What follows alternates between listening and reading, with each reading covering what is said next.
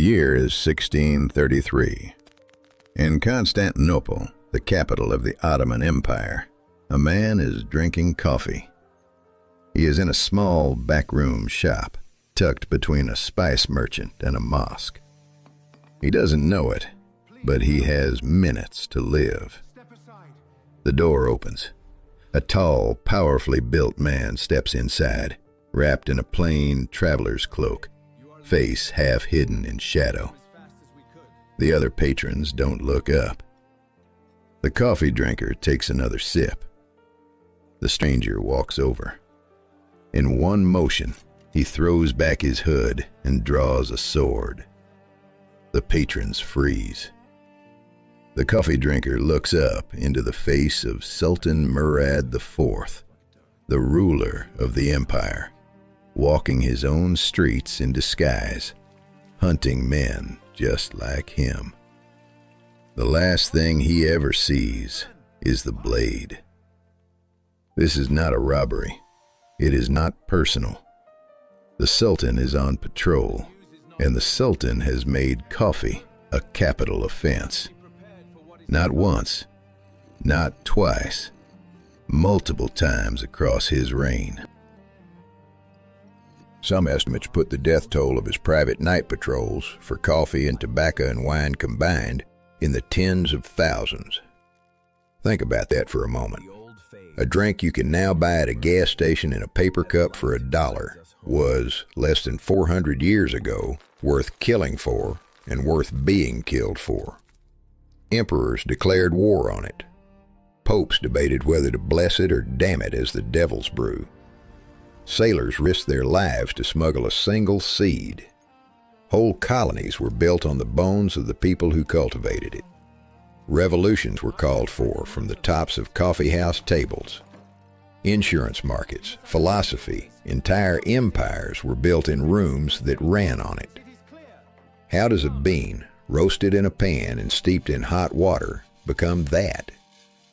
How does it fuel revolutions, build banks, empty jungles, and end up in your kitchen this morning without you thinking twice? And what along the way did we forget? But the story of coffee doesn't begin in Constantinople. It doesn't begin with a sword, or a sultan, or a shop tucked between minarets. It begins in a green corner of the world you probably can't find on a map. It begins with something older than the Ottoman Empire, older than Islam, older than writing. It begins in the highlands of a country that would later be called Ethiopia, in the birthplace, some scientists believe, of our species itself. And if the story we've told about it for 1,000 years is even half true, it begins with a goat. Before we go there, before we watch the goats dance, you need to understand what coffee actually is, not the mug, the molecule. Every animal on Earth runs on the same fuel, sugar, converted into energy inside tiny cellular power plants called mitochondria. Your body knows when it has spent enough of it. It builds up a chemical called adenosine, and adenosine slots into receptors in your brain the way a key slides into a lock. When enough adenosine is clicked into place, the message is unmistakable. It is over. Lie down, sleep. Caffeine is that same key, almost exactly.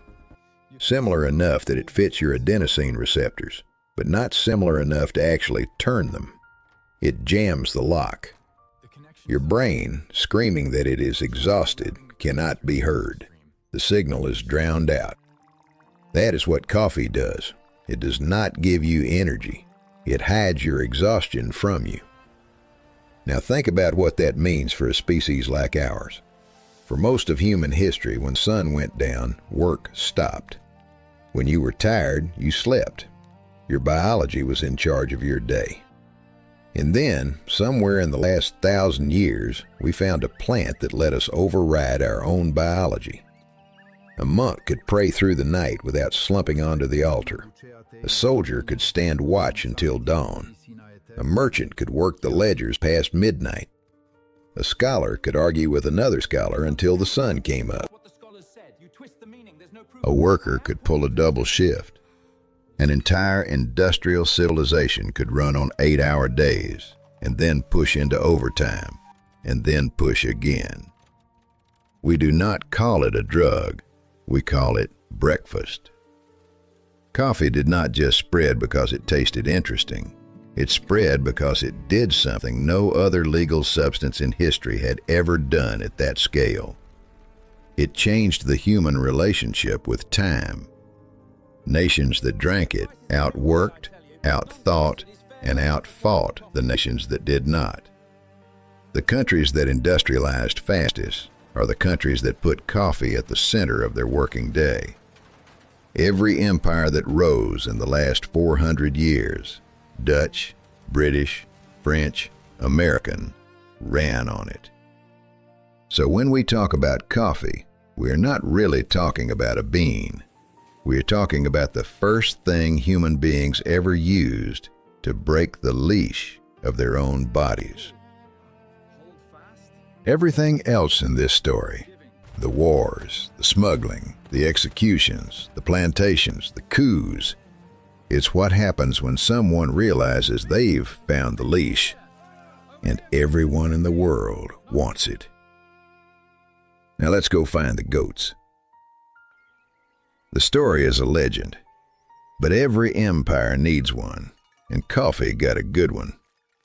In the Ethiopian highlands, in the region called Kaffa, which some scholars believe is the very origin of the word coffee, sometime around the 9th century, a young goat herd named Kaldi noticed something odd about his flock. They had wandered into a stand of small trees dotted with bright red berries, and after eating them, they refused to sleep. They danced, literally danced, on their hind legs into the night. Kaldi tried the berries himself, and according to every version of the story, so did the abbot of the nearby monastery, who ground them up, brewed them, and discovered that they could keep his monks awake through the long night vigils. That is the myth. The reality is likely older and fuzzier. Coffea arabica, the species that would go on to conquer the world, grew wild in Ethiopia for tens of thousands of years. Human beings living there almost certainly chewed the berries long before anyone thought to boil the seeds. There is real evidence that Ethiopian warriors carried balls of ground coffee mixed with animal fat as a kind of ancient energy bar into battle.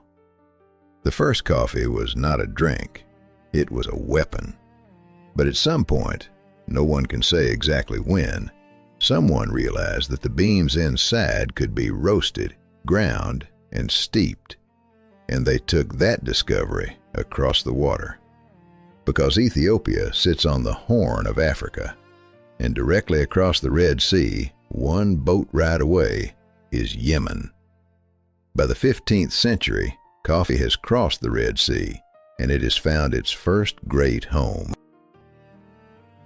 In the mountains of Yemen, in the port of Mocha, coffee is being cultivated for real, and not just gathered from wild trees, but planted, tended, dried, roasted, brewed. And it has found its first great customers, the Sufis. Sufi mystics, the ecstatic branch of Islam, practiced night-long devotional ceremonies, chanting, swaying, sometimes whirling for hours in remembrance of God. The physical demands were brutal, bodies gave out. And into this world came a drink that let a tired man press on, hour after hour, through the darkness, still awake, still chanting. The Sufis embraced it as a gift. They called it kawa, an old Arabic word that had in earlier centuries meant a kind of wine. It was, in a sense, a substitute. Alcohol was forbidden, but this new drink altered the mind in a way that felt spiritual. It sharpened prayer instead of dulling it. It was, they said, the wine of Islam. And here is the first great etymology of our story. That word kahwa is where everything comes from. It traveled north into Turkish and became cave. From cave, it moved into Italian as caffè, from Italian into French as café, into English as coffee, into German as Kaffee, into Russian, into a dozen other languages. Every time you order a cup, in almost any language on earth, you are speaking a word that was first whispered by tired mystics in the mountains of Yemen. The wine of Islam was about to become a great deal more than a mystical aid. In 1511, in Mecca, the holiest city in Islam, the governor called a council. His name was Khair Beg, and he was, by all accounts, a nervous man. He had walked past a mosque one evening and seen a group of men outside, drinking a dark liquid from small cups, whispering and laughing. Some of them, he was certain, had glanced at him with disrespect. The drink was coffee, and Mecca was full of it. Pilgrims coming to the holy city from Yemen brought the beans, brought the practice, brought the coffee houses that had begun to spring up in the streets around the great mosque. And Khair Beg had a problem with this, because in these coffee houses men gathered without a clear reason. They talked, they read, they played chess, they composed satirical poetry, sometimes about him. He assembled a panel of scholars, doctors, and judges. The question, was coffee an intoxicant? Because the Quran forbade intoxicants, and if coffee was one, it could be banned by religious law. The doctors testified that coffee was harmful. The scholars looked at each other nervously. And in the end, Khair Beg got his ruling. Coffee was to be treated like wine. Forbidden. The coffee houses were shut. Beans were burned in the streets. Some drinkers were beaten. It lasted a few months. Because the news reached Cairo, and from Cairo it reached the Sultan in Constantinople, and the Sultan, who happened to enjoy his morning cup, was furious. Khair Beg was overruled. Some sources say he was executed. Coffee returned to Mecca before the year was out. But this was the pattern. It would be banned, and banned again, and banned again, and each time it would come back stronger. By the middle of the 16th century, coffee had reached Constantinople, and Constantinople had reinvented it. The first coffee house in the city, historians think, opened around 1554, and there had never been anything like it in the world. Not a tavern, not a temple, not a private club. A public place, open to almost any man who could pay, where you sat on cushions on the floor and were brought a small cup of dark, bitter, magical liquid, and where you were expected, in exchange, to talk. They were called Mektebi Irfan, the schools of the wise. And in a Muslim empire that forbade alcohol, they were the place where a city thought out loud. Poets recited new work. Merchants traded rumors from Persia and Venice. Storytellers performed for hours. Musicians played. Old men played backgammon by the window. Young men argued about religion and sometimes about the Sultan. That last part was the problem. Coffee houses in Constantinople were doing something a monarch had never had to deal with before. They were producing something we would later call public opinion. Inside a coffee house, an idea could travel from one corner to another and out into the street in a single afternoon. A joke about the vizier could be all over the city by nightfall. The sultans knew this, and so, from time to time, they closed the coffee houses down. And every time they did, the coffee houses reopened. There was one sultan, though, who took the problem more personally than any before or after him. And to understand what happened next, we need to go back to the man from the very beginning of this story. The sword under the cloak. The emperor on the streets at night, hunting his own subjects. We need to talk about Murad IV. Murad IV took the throne in 1623 at the age of 11. He inherited an empire in chaos. Janissaries, the elite soldier caste, were running the streets of the capital. Governors ignored orders. Assassinations were common. He watched his own uncle strangled in front of him. By the time he was a young man, he had decided that the empire would be ruled by fear, or it would not be ruled at all. He banned tobacco under penalty of death. He banned alcohol. And then, sometime in the 1630s, he banned coffee. The reason was not really religious, though he cloaked it in religious language. The reason was that coffeehouses were where men gathered and talked, and Murad IV did not want men to gather and talk. He wanted them frightened, quiet, and useful. The stories of his enforcement have the flavor of legend, but multiple sources record the same pattern. He would leave the palace at night, alone or with a single bodyguard, wrapped in a plain cloak. He would walk the streets of Constantinople and enter the small backroom shops where coffee was still being served in secret. And where he found it, he would draw a sword and kill the drinker himself. Historians debate the numbers. Some claim tens of thousands died under his crackdowns on coffee, alcohol, and tobacco combined. Others say the totals are exaggerated. But no one doubts that on the streets of the greatest city in the world, in the middle of the 17th century, having a cup of coffee could cost you your head. And this is one of the great lessons of the coffee story. Every time an authority tried to stop it, and many did, the ban failed. Murad IV died in 1640 at the age of 27 of cirrhosis. He had banned wine for everyone else and drunk himself to death in his own palace. The coffee houses were open again within weeks. The wine of Islam was about to spill into Christendom. 1683, Vienna. The gates of the city are closed, and outside them stretches the largest army Europe has seen in a generation. 150,000 Ottoman soldiers under the command of the Grand Vizier Kara Mustafa Pasha.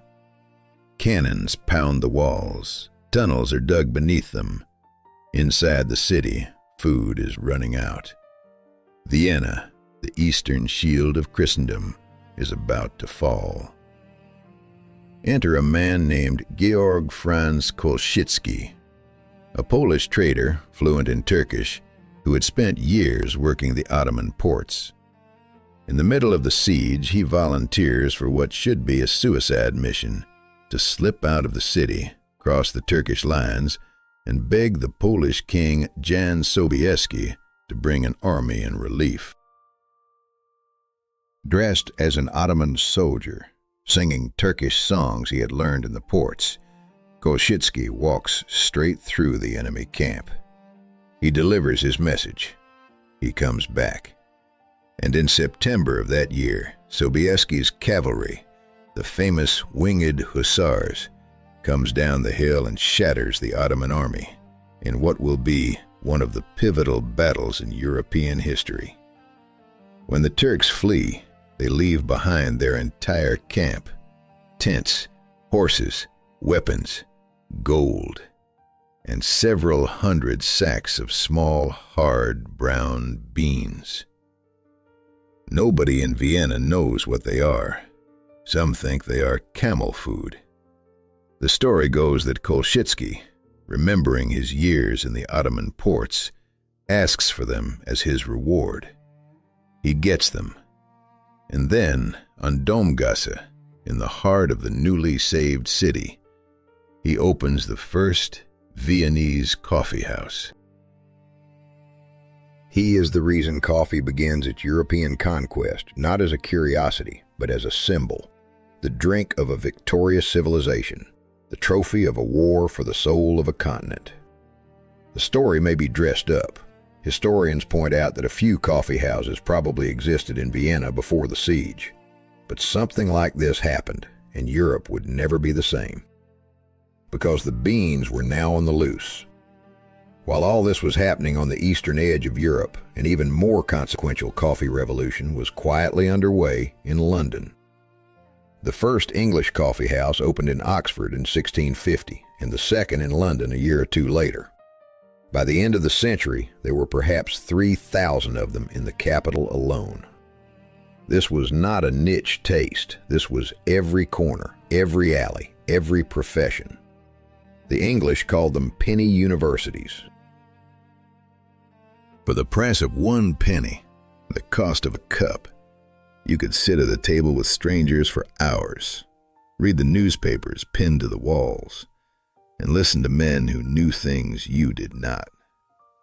You could go to one coffee house to hear about ships arriving from the Indies, another for court gossip, another to argue about philosophy or the latest pamphlet. Merchants had their coffee house, lawyers had theirs, scientists had theirs. The Royal Society, the world's first modern scientific society, grew directly out of coffee house meetings. Isaac Newton attended them. So did Christopher Wren. So did the philosophers who would go on to shape the Enlightenment. Something new was happening. Under the old order, information moved through the church, the court, and the aristocracy. It was controlled. In the coffee houses, information moved sideways. A merchant with real information about a shipwreck could sit next to a duke and be more valuable than him. Ideas, gossip, financial data, political theory, all of it flowed at the speed of a rumor over a table of tired men who could not sleep. Charles II noticed. In 1675, he issued a proclamation shutting down every coffee house in England on the grounds that they were producing what he called false, malicious, and scandalous reports. The reaction was so violent, the merchants, scholars, journalists furious, that within 11 days the king withdrew the order. Even a king could not close them. In the 17th century, London had discovered something more powerful than a throne. It had discovered a caffeinated public. One of these coffee houses stood on Tower Street, near the docks of the Thames. It was called Lloyd's, after its owner, Edward Lloyd, who had opened it in the mid-1680s. Lloyd was smart. He noticed that his clientele was mostly men in the shipping trade, captains, ship owners, merchants, the men who needed to know which vessels had left port, which had returned, and which had gone missing in a storm. So he started providing something extra with his coffee. He put up a bulletin board with the latest shipping news. He hired runners at the docks to bring reports back. He began publishing a newsletter called Lloyd's List, which is still, in a direct line of descent, published today in one of the oldest continuously running journals in the English-speaking world. And in his coffee house, over cups of the drink that was making London stay awake, a new practice took shape. Men who owned ships would sit at one table. Men with money to spare would sit at another. When a ship needed to be insured against loss at sea, the owner would circulate a piece of paper describing the voyage. Investors would write their names underneath, taking on a share of the risk in exchange for a share of the premium. To underwrite, in the most literal sense, to write your name under someone else's promise. That coffee house became, in time, Lloyd's of London, for centuries the largest insurance market on earth. The modern insurance industry, the reinsurance industry, the way we manage catastrophic risk as a civilization, it all grew out of one coffee house on the Thames. Think about that. The financial architecture that underpins global trade, that lets a tanker carry oil across an ocean, that lets you buy a house or a car with a loan the bank believes it can recover, was invented over cups of coffee by tired men in an era when the drink was still exotic. Coffee did not just fuel modernity. In several very specific ways, coffee wrote it. And it was doing the same thing across the Channel. In Paris, a Sicilian named Procopio Cuto opened the Café Procope in 1686. It is still there, still serving coffee, on the same street where it began. But in the 18th century, it was something more than a cafe. It was one of the intellectual command centers of the Enlightenment. Voltaire drank his coffee at Procope and, according to legend, consumed 40 to 50 cups a day, mixed with chocolate. Denis Diderot, editor of the Encyclopédie, the great project to gather all human knowledge into one work, reportedly wrote sections of it at the same tables.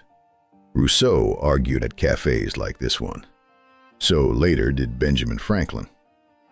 The Enlightenment was, in a very literal sense, a caffeinated project. The Age of Reason ran on a stimulant that let philosophers right through the night, argue for hours, and reach conclusions that were sharper, more radical, and more dangerous than the ones you get from a bottle of wine. By the end of the century, in 1789, the cafes had produced something even more explosive. On the 12th of July of that year, 2 days before the storming of the Bastille, a young lawyer named Camille Desmoulins climbed onto a table outside the Café de Foix in the gardens of the Palais Royal. Coffee cup possibly in one hand, pistol in the other, he shouted to the crowd, "To arms." Historians credit his speech as one of the direct triggers of the French Revolution. That is not a metaphor. The French Revolution was, among other things, called for from the top of a coffee house table. Everywhere coffee had gone, it had done the same thing. It had gathered men in rooms. It had made them awake enough to think. It had made them awake long enough to talk. And it had, again and again, produced something authorities feared. Now the drink had to reach the world at industrial scale. And that meant one thing: it had to escape Yemen. Yemen had been the world's coffee monopoly for 200 years. Coffee grew there. Coffee shipped from Mocha. Every cup in the Ottoman Empire, every cup in Europe, every cup on the docks of London, a share of the price went back to a merchant in a Yemeni port. And by the way, that port gave us another word we still use: Mocha. Every time you order it, you are naming a Yemeni harbor whose grip on the world lasted longer than most empires. The Yemenis knew what they had. They had a strict rule: no live coffee plant could leave the country. No unroasted seed. Every bean sent out of Mocha was to be roasted or boiled first, sterilized, so it could not be planted and grown.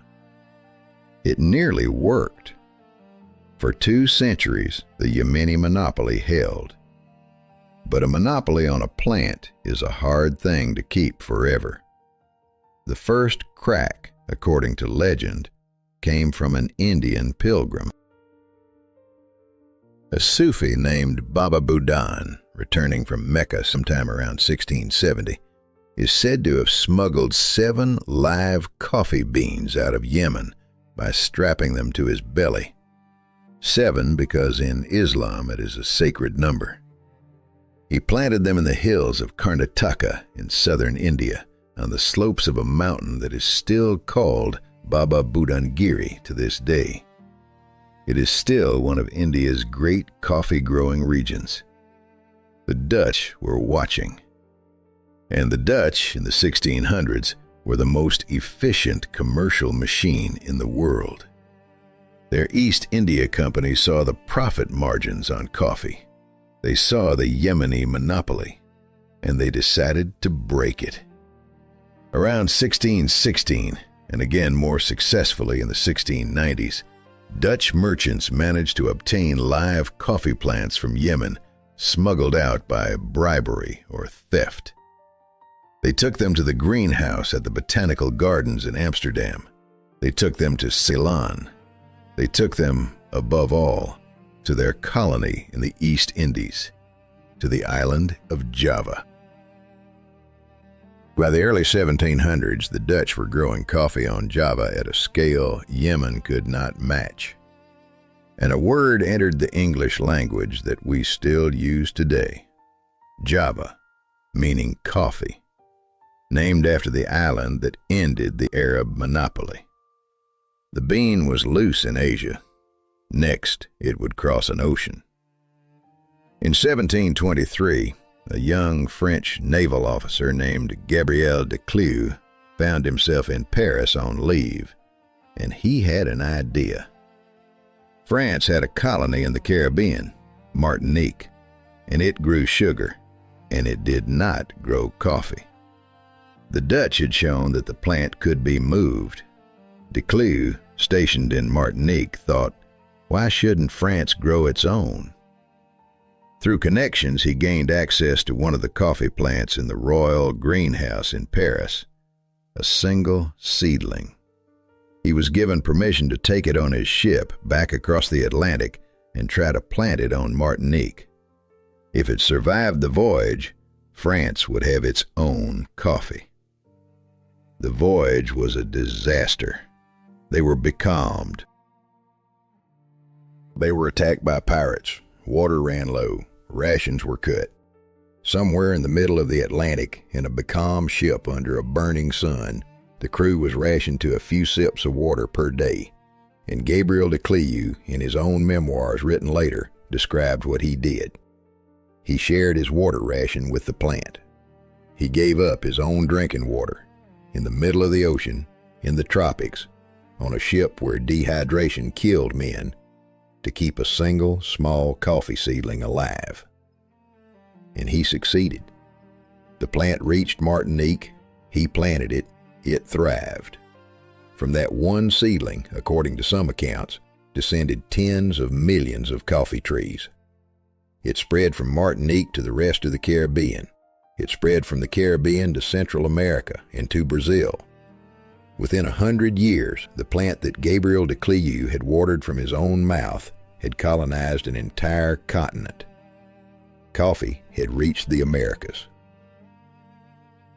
It had reached the tropics of the New World, where it would find the perfect soil, the perfect altitude, the perfect climate. And it would find something else, something that would turn the story of coffee from that moment on into something darker than anything that had come before. It would find plantations and the labor to run them. Here the story of coffee stops being about trade. It becomes about blood. Because when coffee arrived in the Americas, when it spread from de Clieu's little Martinique seedling into the vast interior of Brazil, the plant met an economy already built on the labor of enslaved Africans. The sugar colonies had been running for 2 centuries on that labor. When coffee came, the machinery was ready. By the early 1800s, Brazil was becoming the largest coffee producer in the world, and Brazilian coffee grew almost entirely on the backs of the enslaved. Millions of people, torn from their homes in Africa, shipped across an ocean in conditions that killed a significant fraction of them before they even arrived, sold and worked in coffee fields until they died, often within 7 or 8 years of arrival. The scale is difficult to hold in the mind. Brazil alone would import roughly 4 million enslaved Africans across the centuries of the trade, more than any other country in the Americas, more than 10 times the number that would arrive in what became the United States. Many of the last generations of those millions were bought specifically to grow coffee. Brazil did not fully abolish slavery until 1888. That is not the distant past. There are people alive today whose great-grandparents were legally owned. Every cup of coffee served in a 19th century European cafe in Vienna, in London, in Paris, carried inside it a story most drinkers did not want to hear. The cheap price on the docks of Antwerp was cheap because someone in Brazil was being worked to death for it. And this is one of the hardest facts about coffee. It did not just fuel the Enlightenment. It did not just fund the insurance houses of London. It also became one of the great engines of the Atlantic slave trade. The bean that helped free European minds to think helped chain African bodies to fields. Do not romanticize this story. Every cup you drink today was born, in part, from that century. The world would have to figure out how to grow coffee without slaves. It would not do it kindly. Let me take you back a moment to the year 1773 and to a harbor in a city called Boston. At this point, the British colonies in North America drink almost as much tea as their cousins in London. Coffee is known, but tea is the default. It is the drink of the empire. Then the British Parliament passes a tax on tea. The colonists refuse to pay it. On the night of December 16, 1773, a group of colonists dressed as Mohawk warriors board 3 East India Company ships in Boston Harbor and throw 342 chests of tea into the water. The Boston Tea Party. In the years that follow, drinking tea in America becomes politically suspect. Real patriots drink coffee. It is written into pamphlets. It is expected in taverns. To brew tea is, more or less, to side with the king. By the time the Revolutionary War is won, coffee is the American national drink, and it will only grow. In the 19th century, the United States becomes by far the largest coffee-consuming country on earth, a role it still holds today. It is difficult to overstate what this meant. The American westward expansion, the Industrial Revolution, the Transcontinental Railroad, all of it was fueled in a very direct sense by cheap coffee. American workers drank it in unimaginable quantities.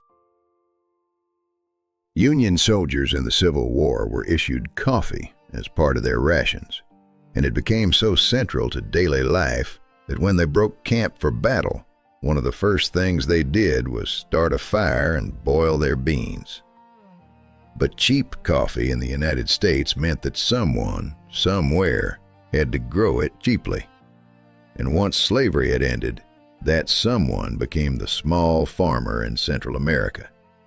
And behind that farmer, in most cases, stood an American company.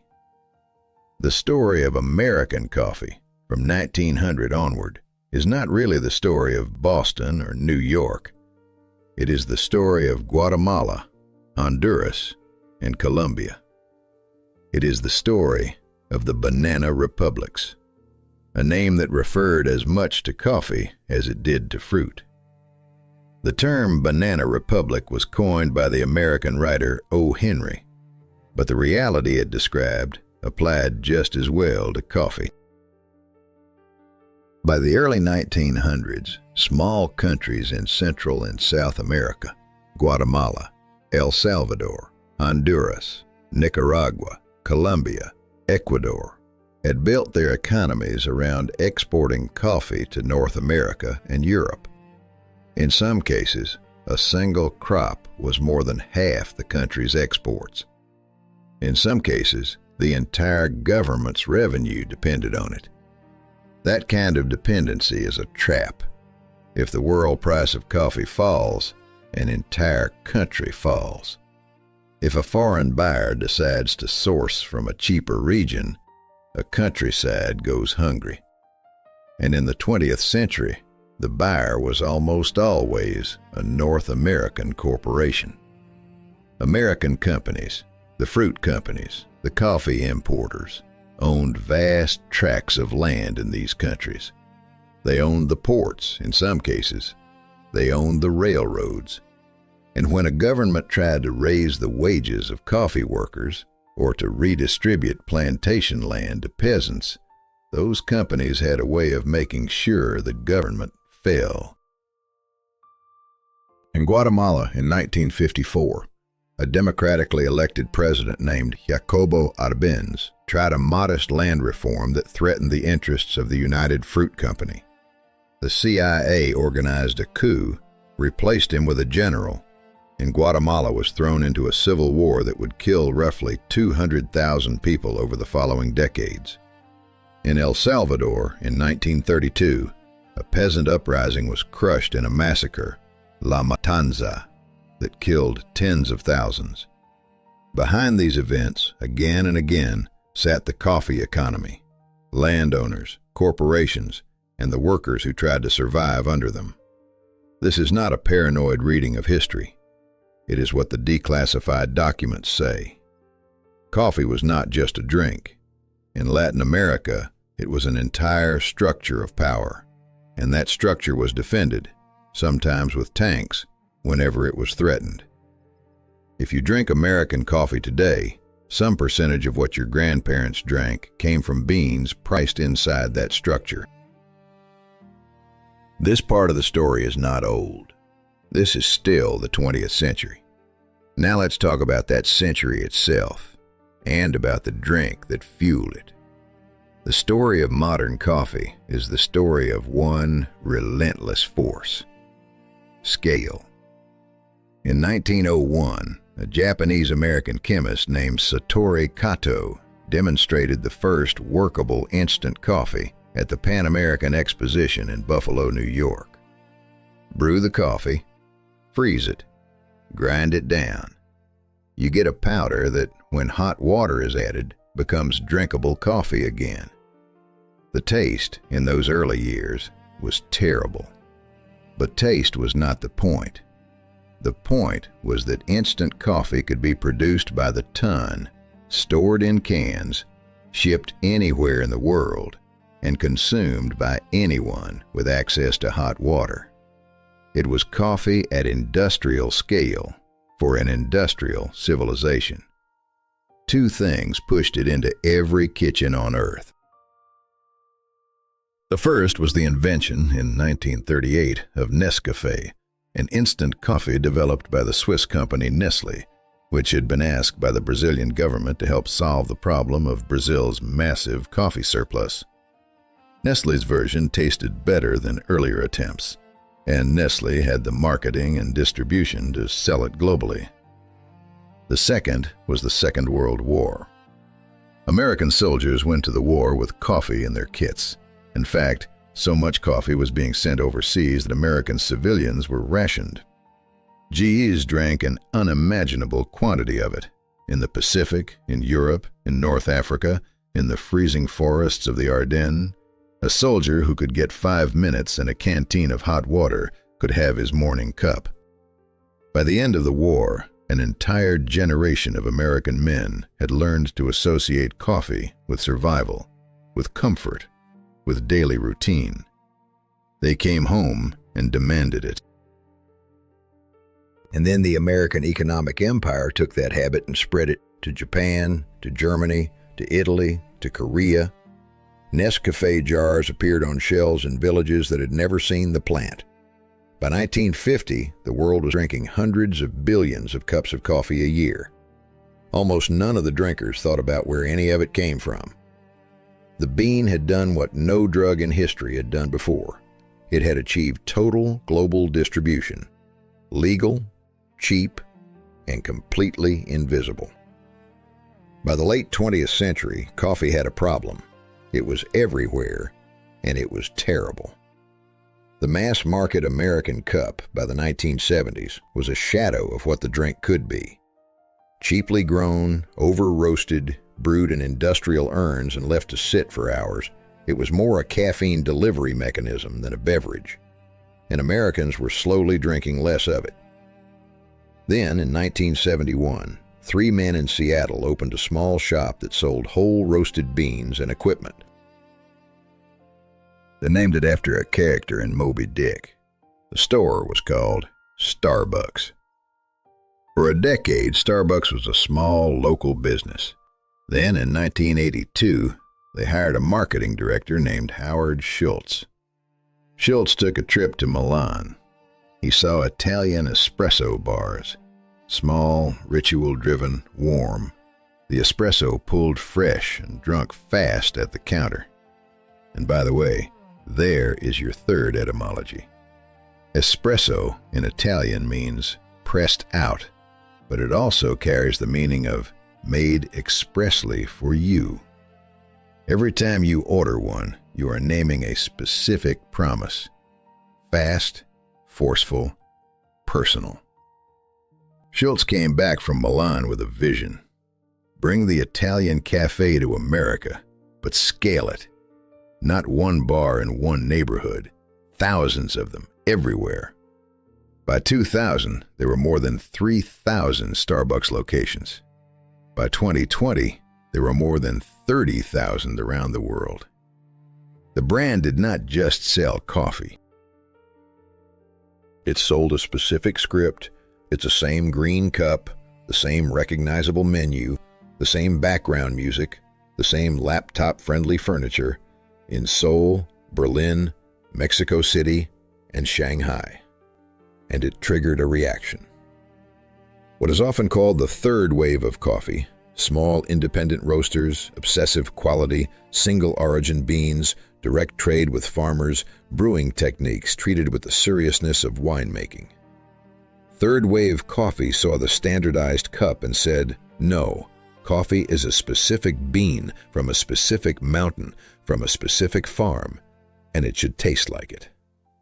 Both movements, the giant chain and the boutique roaster, are, in a way, reactions to the same problem. What happens to a drink after it has become universal? After the beans are grown in 50 countries and drunk in every one?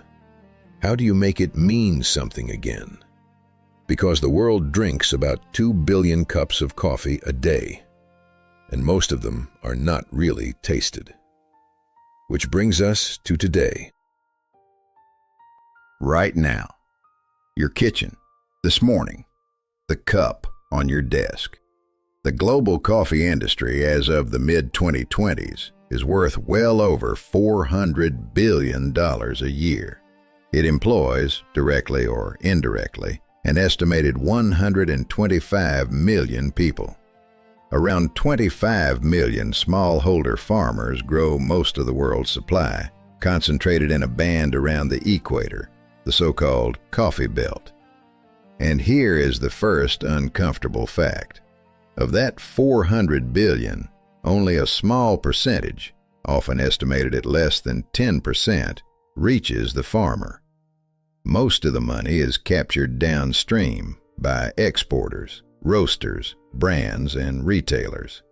In many coffee-growing countries, the person actually growing the plant makes a few dollars a day and lives one bad harvest away from bankruptcy. This is not a rumor. It is the structure. The economics of coffee in the 21st century still concentrate the profits in the wealthy countries that consume the drink and the risks in the poor countries that grow it. Fair trade, direct trade, and specialty movements have improved things at the edges, but at scale, the imbalance holds. Now here is the second uncomfortable fact. That structure may not survive this century. Coffee is one of the most climate-sensitive crops in the world. Coffea arabica, the species behind about 60% of global production and almost all of the higher quality beans, grows in a narrow band of altitude, temperature, and rainfall.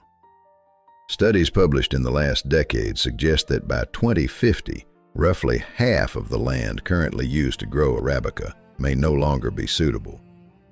The plant will have to move up mountains that get narrower as they get higher. In some countries, there will be no more mountain to move on to. Coffee rust, a fungal disease, has already devastated crops in Central America. Droughts in Brazil have destroyed harvests. Farmers in Ethiopia, in Kaffa, the birthplace of the plant, the region that gave us the word coffee, are watching the climate of a plant's ancestral home slowly become impossible for it. And then there is genetic diversity. Almost all commercial coffee comes from a very narrow genetic base, a handful of Arabica varieties descended from a small number of original plants, some of them from that one seedling Gabriel de Clieu watered on the Atlantic. The wild coffee species of Ethiopia, the reservoir of natural diversity we would need to breed new, heat-tolerant varieties, are themselves being lost to deforestation. So think about what this means, sitting in your kitchen with your morning cup. The drink you are holding is the result of a global system that runs on some of the poorest labor in the world. And that system is being slowly broken by a climate crisis whose consequences will hit those same countries first. If your grandchildren drink coffee at all, they may drink a different kind, grown somewhere else, at a price that will not look like today's price. The power over what we drink has not gone away. It has moved. In the 17th century, it sat in a palace in Constantinople and cut down men in back rooms. In the 18th century, it sat in the Amsterdam boardroom of the Dutch East India Company. Now it sits in the futures markets of Chicago and New York, in the boardrooms of 4 or 5 multinational buyers who together purchase most of the world's beans. The men who own coffee today do not carry swords. They do not need to. They just set the price. So think, for a moment, about what you are holding. It is a small ceramic cup, or a paper cup, or a glass mug on a wooden table. Inside it is a dark liquid. It cost you at most a few dollars, maybe a few cents. You will drink it without ceremony and get on with your morning. But inside that cup, dissolved into it, is a very long story. There is a monk in Yemen chanting through the night, and there is a governor in Mecca burning beans in the street. There is a sultan on the streets of Constantinople with a sword under his cloak, and there is a Polish trader singing his way through an Ottoman camp. There is Voltaire in Paris drinking his 40th cup of the day. There is a young French officer sharing his water with a plant in the middle of the Atlantic. There is an African child dragged onto a ship for the crime of being alive near a coast. There is a soldier in the mud of the Ardennes making a fire. There is a farmer in Guatemala who, this morning, walked past a company sign older than his grandfather's grandfather. There is all of it in that small cup every morning. Remember them when you reach for it.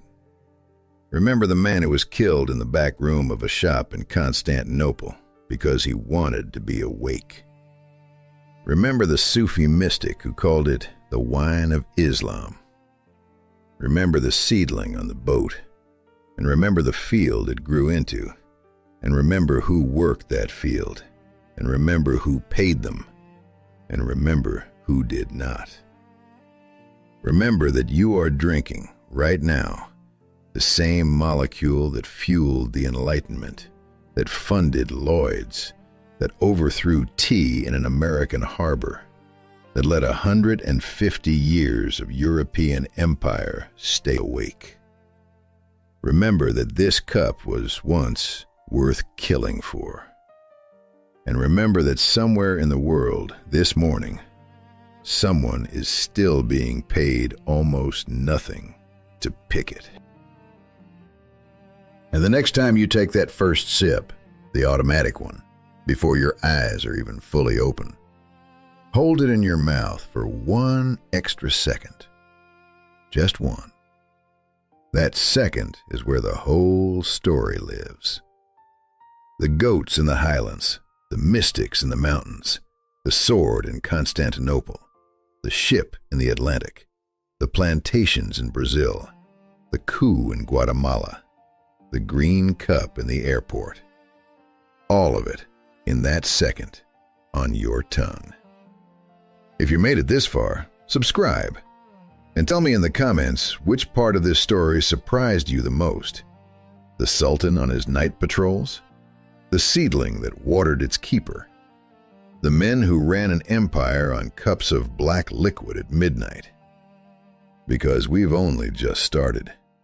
There are 100 more stories like this one hidden in your kitchen. And I'll see you in the next one.